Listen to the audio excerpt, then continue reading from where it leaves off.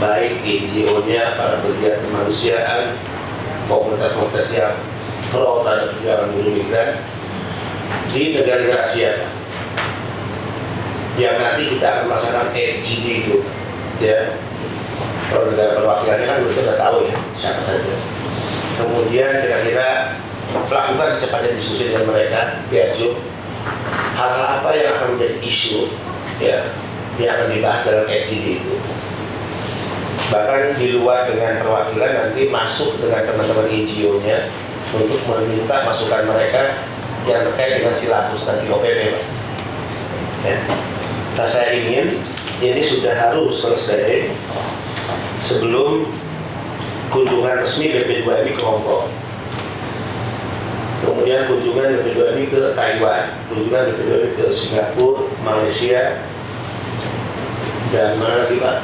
Negara di Asia ini, Jepang dan Korea, ya. Nah, 3 tahun kan kita tidak pernah ke luar negeri, ya. Anggarannya ada, termasuk anggaran kepala badan saya alihkan untuk kegiatan-kegiatan yang bisa bersentuhan langsung dengan pekerja migran. Walaupun cara itu juga ternyata keliru, karena akhirnya kita tidak mampu memotret secara langsung problem-problem di lapangan. Jadi kita ini kadang niatnya baik, kita tidak gunakan anggaran itu untuk ke luar negeri. Selama 3 tahun kita alokasikan, pindahkan untuk kegiatan-kegiatan yang langsung bersama PMI. Tapi ternyata dengan kunjungan pribadi saya kemarin, ya, itu pun mendadak, ternyata kita sudah mampu menemukan dan mengidentifikasi, ya, masalah-masalah yang cukup krusial yang dihadapi oleh para pekerja migran kita. Ada satu isu lagi di sana Pak, ternyata Pak Lasso. Ya. Bapak kan potretnya mungkin negara lain. Masalah suaka, Pak. Jadi dengan mudahnya negara Hong Kong itu bisa memberikan suaka kepada warga negara lain. Hanya overstay aja itu bisa diberikan suaka. Padahal kalau negara lain kan sangat ketat, seperti yang Bapak bilang. Ya, karena terkait hak asasi manusia, ya, buronan politik, persekusi politik. Ini Hong Kong tidak seperti itu. Saya ketemu dengan salah satu pimpinan di kepolisian Hong Kong. Madam siapa namanya? Madam Grace Wong. Grace Wong. Grace Wong. Madam Grace Wong. Saya datang langsung ke kantornya. Ya, saya bertemu. Dan hari ini beliau akan memberikan data kepada kita. Ya. Berapa banyak warga negara kita PMI yang sudah menjalani proses hukuman, dan berapa banyak yang sekarang masih ada tahanan, dan kasus-kasus apa aja yang dialami oleh mereka. Nah, ini penting jadi perhatian kita semua, yang tentu juga bukan hanya urusan BP2MI. Kita akan selalu mengambil inisiasi terdepan, mengundang dan membicarakannya dengan kementerian lembaga lain. Oke, kita sudah mendapatkan beberapa gambaran ini, ya. Saya ingin memulai itu dari kawan-kawan Asia. Silakan Pak Deputi. Mohon izin Pak, kalau bisa menambahkan juga Pak Selipan. Bukan negara diklarifikasi dulu. Ya, silakan Pak Selipan.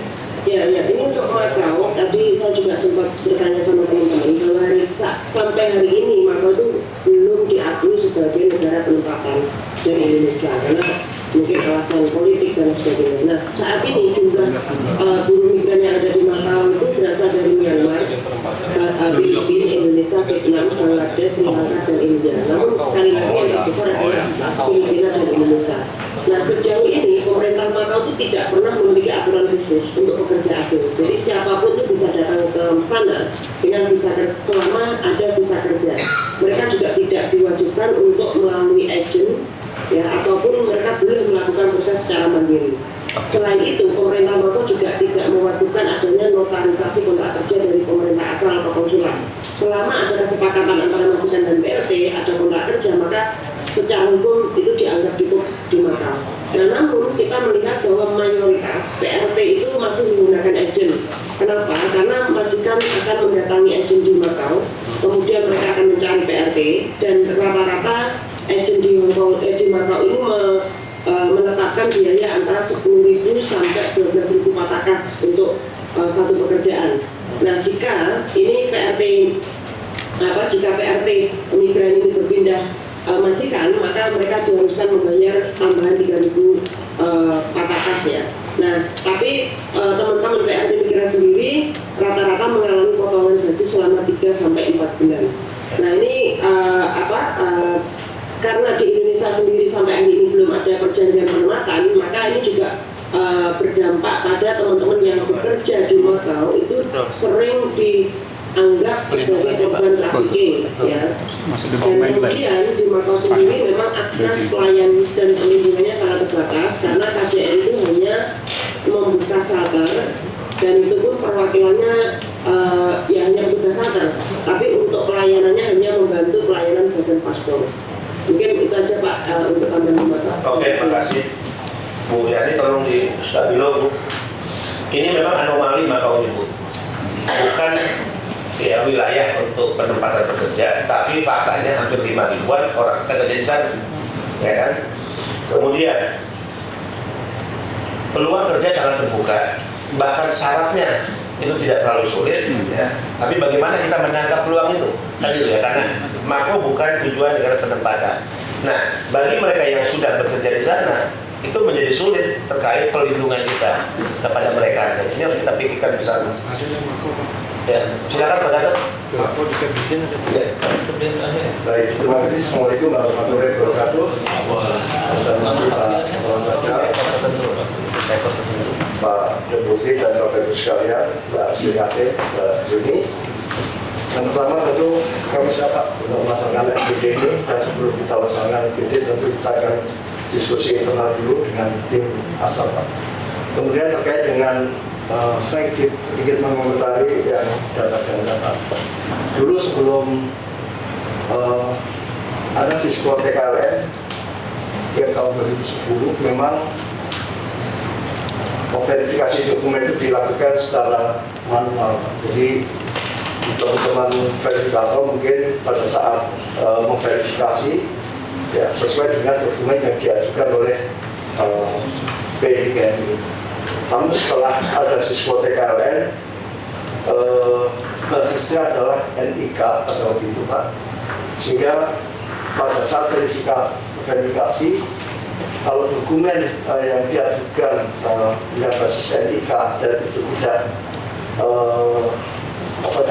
data itu tidak, setelah kita buka NIK data tidak muncul, tentu kita akan menolak itu. Tapi itu pada saat kita mulai siswa TKLN tersebut Pak.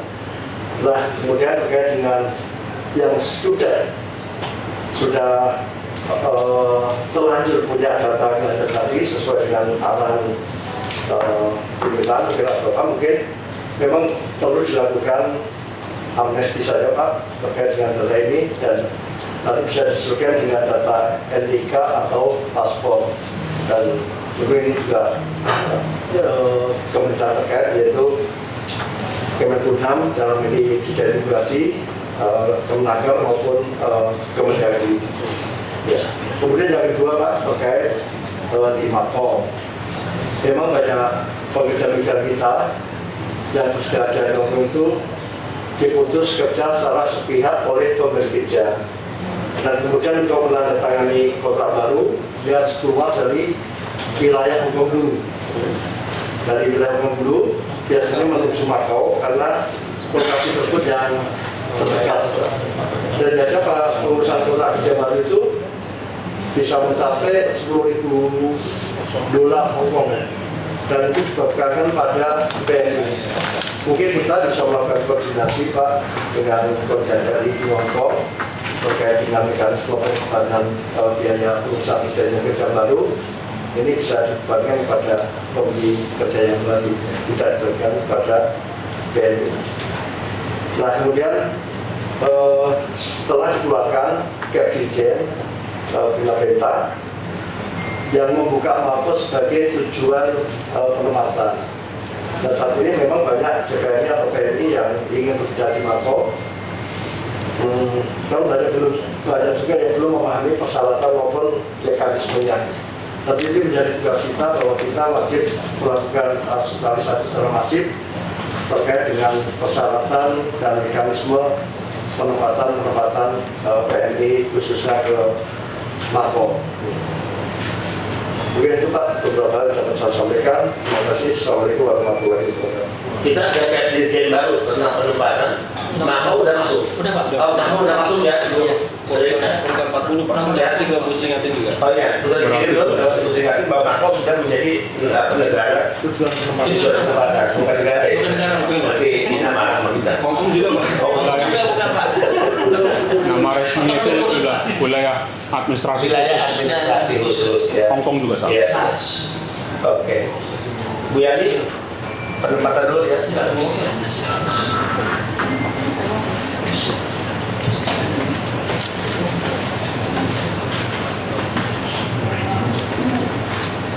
Bismillahirrahmanirrahim. Assalamualaikum warahmatullahi wabarakatuh. Yang kami hormati Bapak Kepala Badan, Bapak Deputi, Pak Sesama, Bapak Rekan Sejawat, kemudian ada Mbak Yuni dan suami yang sudah jauh-jauh datang ke Indonesia. Kemudian Pak Sringatin, Kepala BPDHMI seluruh Indonesia, izin Pak menyampaikan beberapa hal kaitan dengan penempatan untuk ke Hongkong dan Makau. Jadi sebetulnya kaitan dengan Hongkong, Pak, permasalahan dan sudah banyak disampaikan dari sisi kita, dari KBRI maupun dari Pak Sri Hakim maupun dari Pak Yuni. Kaitan untuk tadi sudah disoroti oleh Pak Deputi kaitan dengan data ganda.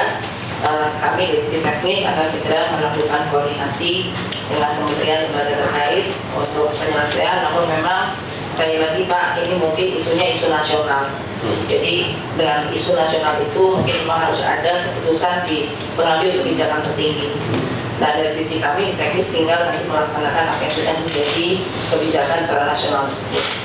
Kemudian yang berikutnya kaitan dengan overcharging, isu overcharging sebetulnya kaitan dengan biaya penempatan itu sudah diatur juga oleh keputusan Kepala Badan untuk ke Hongkong. Berikut juga lampiran di Kepta 214 juga sudah diganti.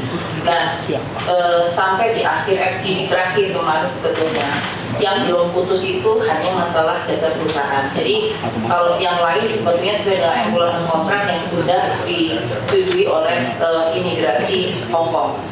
Yang belum putus adalah tadi masalah yang pertama pelatihan, kemudian yang kedua itu adalah masalah paspor, yang ketiga adalah jasa perusahaan. Itu yang kemarin disampaikan oleh asosiasi pemberi kerja. Nah kaitan dengan paspor sebenarnya sudah tidak ada isu karena untuk paspor bagi calon pekerja migran yang baru pertama kali ke Hongkong ini adalah Rp0 sesuai dengan PP dari Kementerian Kemenkumham. Kemudian kalau untuk yang PMI yang sudah pernah bekerja itu 350, yang rusak itu 500 dan yang hilang 1 juta. Jadi semua sebenarnya sudah diatur sesuai dengan peraturan pemerintah yang